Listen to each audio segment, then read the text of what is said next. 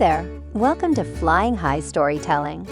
Today we will be reading The Cat of the Mat, written by Olivia Gray and illustrated by Wagner. Let's start. This is the cat. The cat is fat. He sat on the mat.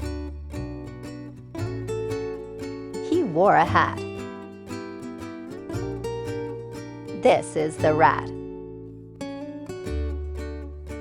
The rat saw the fat cat on the mat. "Drat," said the rat, "I'd better scat." But before he did, he took the hat from the cat that sat on the mat. What do you think of that? Thank you for joining. Please hit the like and subscribe buttons if you liked the video. Have a nice day, and we'll see you soon.